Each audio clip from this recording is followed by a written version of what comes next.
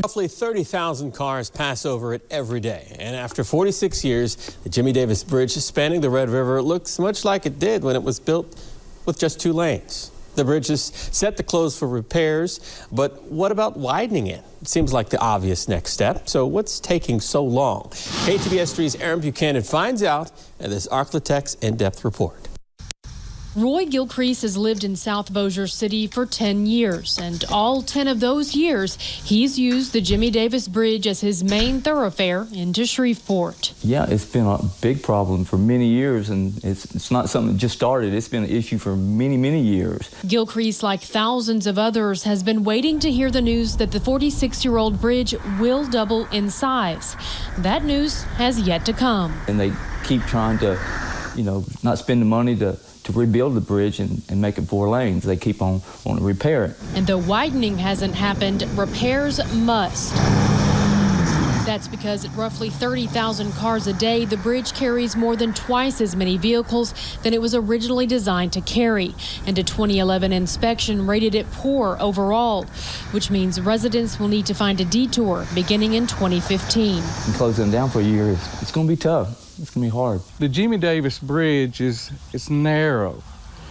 When they get through with this 1-year rehab, it will still be narrow. Barry Green is one of the many South Bossier residents who attended a 2013 public meeting hosted by DOTD related to the proposed widening. He says he walked away from that meeting feeling optimistic. Now, skeptical would be a more fitting description. The next thing we hear is, oh, the bridge will be rehabbed and we get to pick the color. Green says he contacted local lawmakers to find out if plans to expand the bridge were even still on the table. So did we, and it turns out there are, but exactly where drivers may eventually cross on a second span remains to be seen. It might be right there where the Jimmie Davis Bridge is now, a sister span.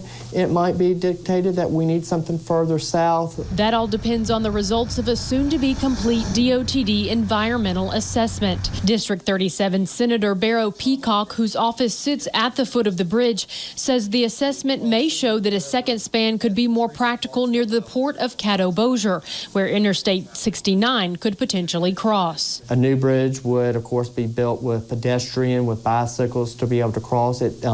Right now, the existing bridge has no shoulders. If someone has a car that breaks down on it, there's no way to move to the side. But perhaps the most glaring roadblock to crossing the red is green. Doubling the size of the Jimmie Davis is estimated to come with an $80 million price tag. Every time I go to Baton Rouge and talk about bridges, their response is, y'all got 4 or 5 of them, we've got 2. The problem with that argument, says Kent Rogers, director of NLCOG, is that we see far more vehicles crossing the bridges in our corner of the state.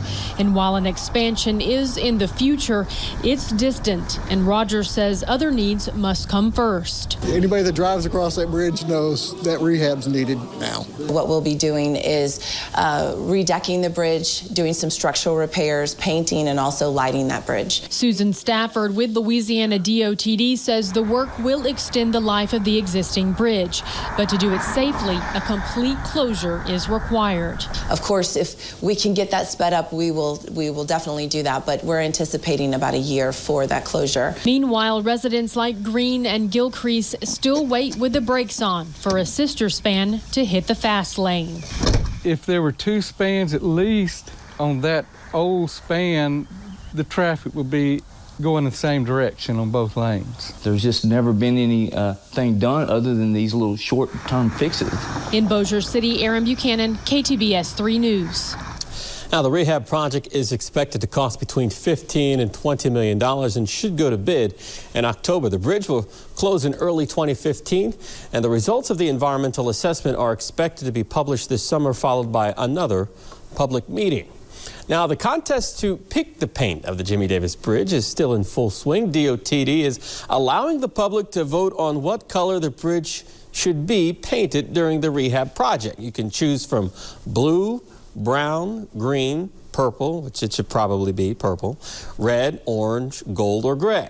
To vote, just go ahead and visit our website, ktbs.com, and look for the story.